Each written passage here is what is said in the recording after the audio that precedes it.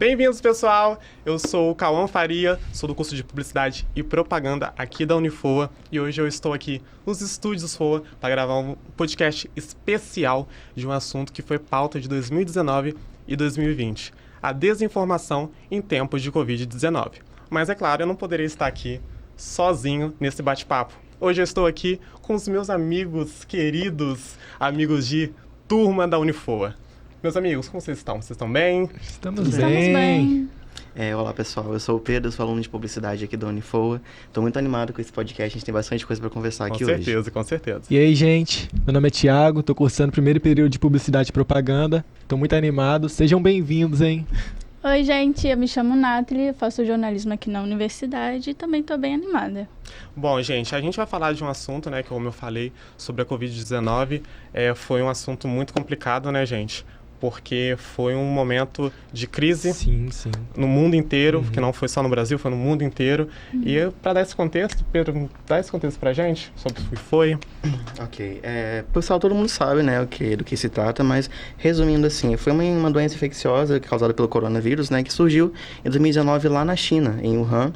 Em um período curto de tempo, essa doença se espalhou numa escala mundial e em março de 2020, se não me engano, a OMS declarou uma pandemia mundial, né, que em decorrer de 3 anos, durante todo esse processo, ela atingiu cerca de 700 milhões de pessoas e, infelizmente, milhões de perdas também ao redor do mundo. Sim, foi um período complicadíssimo na vida de todo mundo, né? E eu queria fazer uma pergunta para vocês. Vocês pegaram? Como é que foi a questão da Covid em relação a vocês? Eu não peguei, mas pessoas assim da minha família pegaram, mas eu fiquei em risco de pegar, né? Eu tava fazendo tratamento lá no Rio e foi até antes, assim, da Covid que eu tava nesse tratamento. E quando veio a Covid, assim, né, eu fiquei em risco de pegar por conta que a minha última vez, pra mim tá fazendo minha última operação, eu fiquei em contato com pessoas, né, com problemas, assim, mas eu não peguei. Mas pessoas, assim, da minha família pegaram. Você pegou, Pedro? Eu peguei Covid 2 vezes. 2 vezes? Foram 2 vezes bem intensas. Caraca. Eu peguei também 2 vezes. A primeira, eu não tive a vacina, não estava no momento de vacina. Peguei e fiquei ruim. A Covid é uma coisa tão, sabe, tão difícil ali. Você pegar o vírus, é um vírus que a gente, tipo assim, a gente não sabe como o vírus vai reagir no nosso corpo, então eu fiquei péssimo, de verdade. Eu acho que eu não peguei, mas se eu peguei, claro que foi assintomático. Sim. Não tive sintoma, mas infelizmente eu perdi um parente com a doença, foi minha tia. Foi muito triste, foi um período muito complicado, né? Os hospitais estavam lotados. Sim. Cara, foi... Teve a questão do hospital do Ceará, que teve... Eu acho que foi no começo. Teve 100% dos leitos esgotados. Meu Deus, eu lembro desse período. Foi difícil demais. Foi muito... a falta ali de responsabilidade, né? Exatamente. Muitas pessoas não tiveram a responsabilidade de seguir o que o Ministério da Saúde estava falando, que era a questão do período de isolamento. O isolamento social foi importantíssimo para que as pessoas ficassem em casa, para se conscientizar, né? Para que as outras pessoas também não pegassem. Então, eu acho crucial que a importância das pessoas terem seguido o que o Ministério da Saúde falou era muito importante. Exatamente. E também teve a questão da desinformação, né? Que teve muita fake news. E a questão de quê? Vocês lembram alguma fake news que estava rolando? Sobre... Nossa, foram tantas. É difícil falar. Foram muitas. Teve a questão de... Acho que você tomava a vacina e virava jacaré. Né? Jacaré, teve exatamente. alguma coisa disso. Aí eu nunca virei até hoje, graças a Deus. Graças a Deus, estou aqui. Estou tranquilo. E também teve a questão de muita informação de que surgiu de que a vacina continha o vírus e que quem tomasse seria contaminado. Isso, que ia mudar o DNA. Que mudaria o DNA. Sim. Foi uma bomba de desinformação, né? E de muita informação também que não tinha menor base científica por trás daquilo. Por exemplo, também teve muita informação também sem aquela culpa de ser algo pesado, assim, também. Sim. Por exemplo, eu escutei da minha mãe que eu tinha que tomar aquele remédio pra verme, sabe? Que eu não sei o nome daquele remédio, mas ela dizia que tinha que tomar que ficaria curado. Sim. Assim, eu entendo que não tem nenhum embasamento da saúde por conta daquilo, sabe? Mas é algo que acontece, assim, porque o ser humano, ele automaticamente ele gosta de buscar soluções para todas as verdade. coisas. Então, no momento de desespero, o mundo todo tá parado. A gente não sabe o que vai acontecer, o que tá acontecendo. Exatamente. Então, qualquer norte que as pessoas pegavam ali, eles acreditavam. Porque quando você não sabe para onde você tá indo, qualquer caminho serve. Sim. Eu ouvi também que, se não me engano, era um whisky com mel, algo assim. Nossa, que... sim. Nossa, que falavam eu fiquei tava sabendo disso. imunizado. Sério, gente, eu olhava as pessoas comentando, postando sobre, e falava, será que é isso mesmo? Tipo assim, eu sabia que não era aquilo, mas será que é isso mesmo?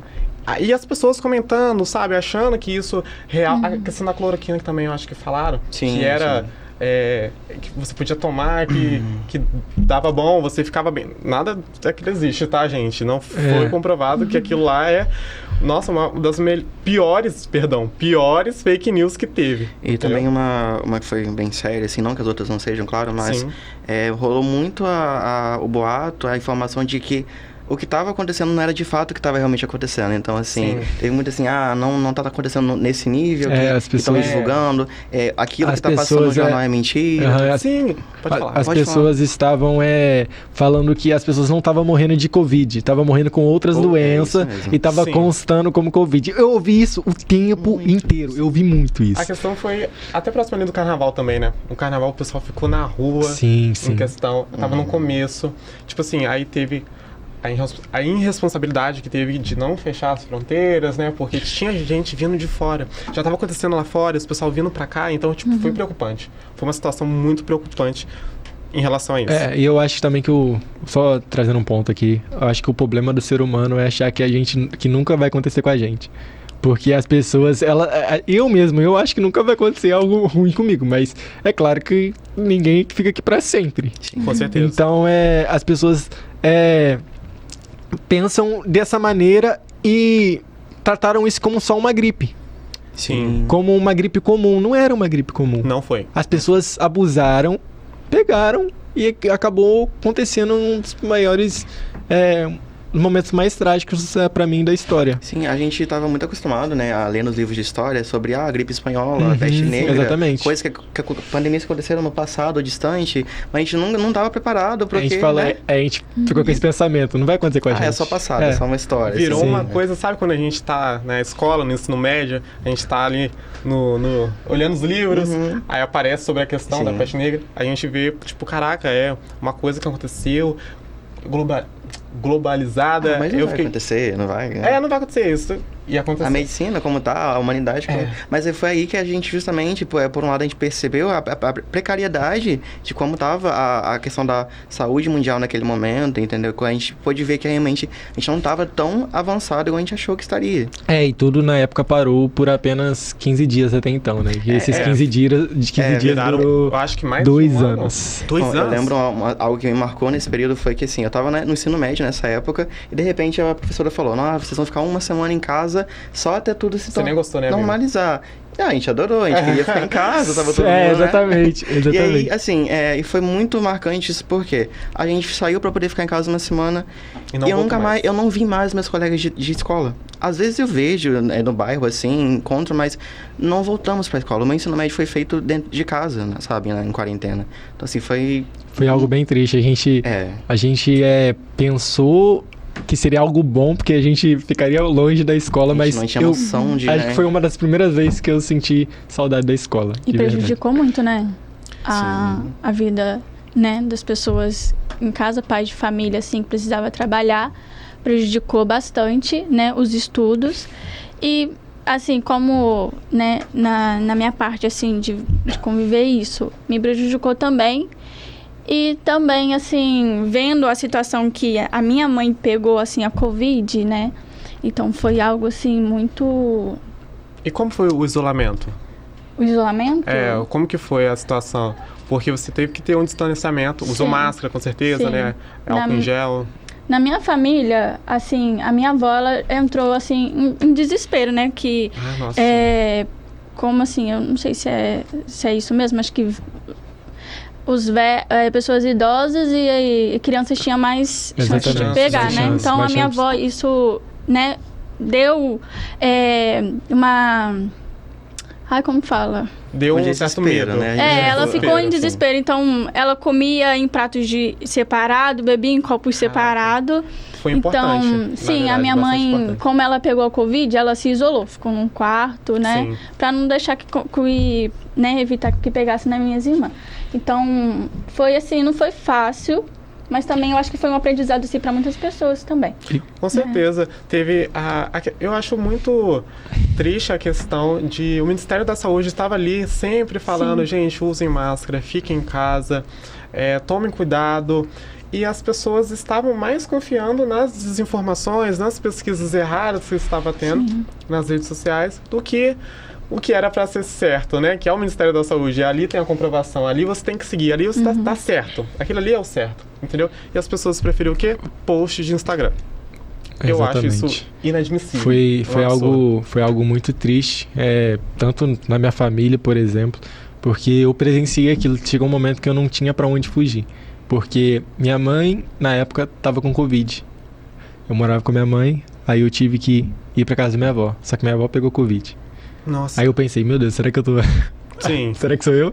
E ao mesmo tempo a gente fica com aquele desespero, tipo assim, de não só temendo pra nossa própria vida, mas pela vida das pessoas que nós amamos. Sim. Então, assim, a gente fica com medo do que vai acontecer conosco, o que vai acontecer com aqueles que estão ao nosso redor. Então, assim, e a gente acaba entrando num estado de nervos e é realmente uma bola de neve emocional. E é uma doença muito séria, cara. Sim. Porque até hoje, minha avó, por exemplo, ela tem manchas no pulmão dela. Ela tem, tipo assim, manchas no pulmão e ela, por muito tempo a gente achou que era um nódulo no pulmão dela. Só que, na verdade, era mancha causada de sequela da Covid-19. E minha mãe, na época, deu trombose nela, deu suspeita de trombose nas pernas. Por causa da Covid-19. Então, um problema acabou desencadeando outros, entendeu? A gente vive num lugar onde as pessoas publicam as coisas e viraliza. Só que nem tudo que viraliza é verdade. Exatamente. Né? Então eu acho que a gente deve conscientizar as pessoas de que, para as pessoas pesquisarem, realmente é aquilo que eu tô vendo? Vê uma pesquisa, entra num site confiável, vê se é aquilo mesmo que tá acontecendo, porque as pessoas só ficar repostando coisas no Instagram não quer dizer que aquilo ali seja verídico. Então eu acho muito importante a gente pegar o que está vendo, questionar, pesquisar e depois enfrentar as questões que estão rolando. Então, é muito importante. A desinformação, a gente parte de frente com pesquisa. Com pesquisa, com questionamento, é isso mesmo? Como vai ser isso? É diferente? É de outra forma? Então, eu acho importante essa questão, né? Agora, a gente vai para um assunto também sobre... Na verdade, eu perguntei para você como foi o seu isolamento? Não. Como foi o seu isolamento, amigo? Eu quero saber. Olha, foi intenso, eu posso dizer assim. Eu lembro que quando iniciou, eu morava aqui em Volta Redonda. Quando fui terminar, eu tava morando em Angra. Nossa! Assim, aí depois voltei pra cá. Então, assim... mas, assim, foi muito complicado, assim, porque é um medo constante, né? Então, assim, a gente tá ali, eu não tava estudando, então, assim... Pra mim isso era bom de certa forma, mas assim, não tinha noção de como que isso era ruim, né? Mas ao mesmo tempo, assim, aquele medo constante do que vai acontecer, de você temer pelos seus pais, pela sua família e pelo que vai ser do mundo, e você acaba ficando também, assim, um pouco, não é refém em si da rede social, mas acaba que você tem mais acesso ao que tá acontecendo e o que tá acontecendo de ruim e o que tá sendo espalhado de ruim também. Então, assim, aí você não sabe, você acredita ou não acredita, aí você, sabe, vai consumindo aquilo ali de uma forma descontrolada. Agora uma pergunta para ver o que vocês acham. Eu gosto da opinião de vocês. A questão da ciência durante a pandemia. A pandemia mostrou mais a força ou mais a força da ciência ou mais a fragilidade da sociedade? O que vocês acham? A ciência teve mais força ou foi mais o medo da sociedade? A fragilidade da sociedade. Porque os cientistas, segundo a sociedade, não estavam certos. Mas agora o Joãozinho 22 falar que cachaça com mel salva aí Sim, aí é show, né? Show, entendeu? Aí as pessoas, não, com certeza, ele é o certo. Mas, gente, tá muito bom o papo. Eu vou ter que encerrar por aqui. Mas eu adorei demais estar aqui com todos vocês falando de um assunto muito importante. Eu queria reforçar que para desinformação a gente tem que questionar, pesquisar e enfrentar. Então é isso, gente. Muito obrigado. Obrigado. Muito bom estar aqui com vocês. E para vocês, muito obrigado. E até a próxima. Tchau.